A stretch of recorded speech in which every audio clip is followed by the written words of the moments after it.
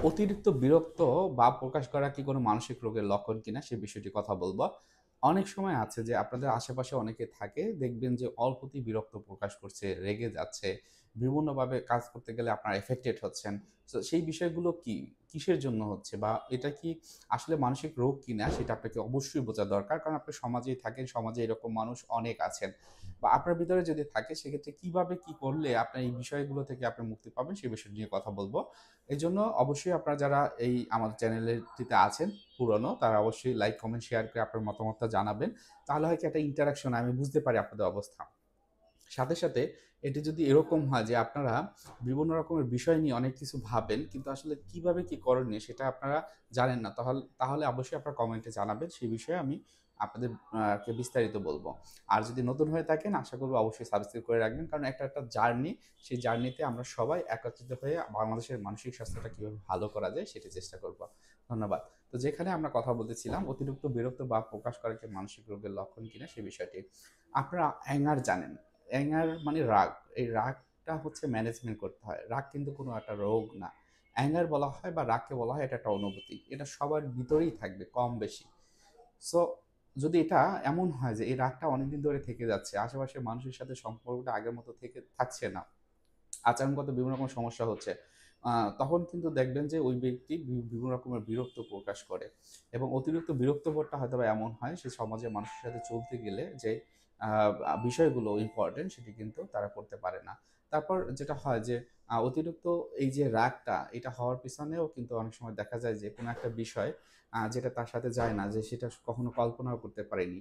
আজকে না কালকে, কালকে না পরশু একটা বিষয় দেখছে, সেই জিনিসটা নিয়ে আ আ বিভিন্ন রকমের চিন্তা, নেতিবাচক চিন্তা তার হচ্ছে। ১ দিন, ২ দিন, ৩ দিন এরকম হচ্ছে। সেটাকে মেনে নিচ্ছে।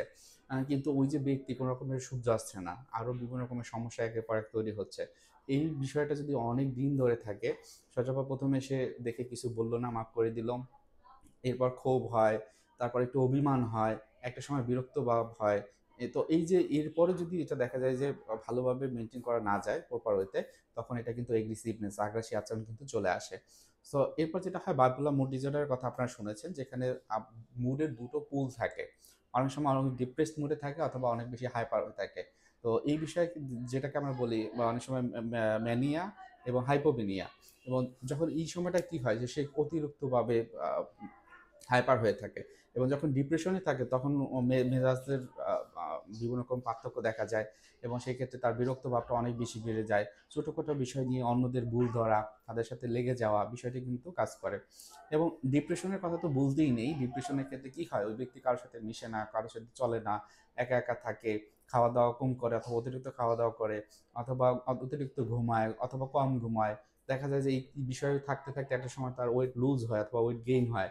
সে কি করে? সে হয়তোবা সুইসাইডাল টেনডেন্সি তার ভিতরে কাজ করে। আচ্ছা, এই বিষয়ে আ যদি এক্সপ্লোর করা হয়, দেখা যায় তার ভিতরে বিভিন্ন বিষয়ে বিরক্ত ভাবটা বেশি কাজ করে। এরপর anxiety disorder এর কথা আপনারা শুনছেন যে, তার ভিতরে বিভিন্ন রকমের ভয় কাজ করে, যেটাকে আমরা অনেক সময় GAD বলি। এই anxiety disorder অতিরিক্ত বিরক্ত এবং অস্থিরতা থেকে কিন্তু একটা সময় কি anxiety disorder হয়। অনেক সময় যাদের ভিতরে anxiety থাকে, তাদের ভিতরে কিন্তু অতিরিক্ত বিরক্ত বোধটাও কিন্তু অনেক বেশি থেকে যায়। স্ট্রেস বা anxiety স্ট্রেসের কথা যেটা হয় যে, আপনি আমি সবাই কিন্তু কম বেশি স্ট্রেসে পড়ি, আছে। কিন্তু স্ট্রেসটা যদি আমাদের কন্ট্রোলে না থাকে তখন কিন্তু বিরক্ত ভাবটা চলে আসতে পারে। সো আমাদের কাজ কিন্তু এখানে স্ট্রেসটা আবার বোঝা, কি কারণে স্ট্রেস হচ্ছে সেটাকে আরো বেশি আইডেন্টিফাই করা। সর্বশেষে যে বিষয়টি হলো পার্সোনালিটি ডিসঅর্ডার। পার্সোনালিটি ডিসঅর্ডার বিভিন্ন রকমের আছে। বর্ডারলাইন পার্সোনালিটি ডিসঅর্ডার এর ক্ষেত্রে যদি আমি বলি, সেক্ষেত্রে কি হয় যে এই ব্যক্তিরা অনেক সময় অ্যাবান্ডন ফিলিং হয়। অর্থাৎ তারা মনে করে যে তাকে অন্যরা ছেড়ে যাবে। হয়তোবা একজন ব্যক্তি অথবা অনেকে তাকে ছেড়ে যাবে। তার একা থাকতে হবে। তার বিভিন্ন রকম নেতিবাচক অনুভূতির ভিতরে সে সীমাবদ্ধ থাকে এবং এটি দেখা যায় খুব দ্রুত অনেক সময় চেঞ্জ হয়।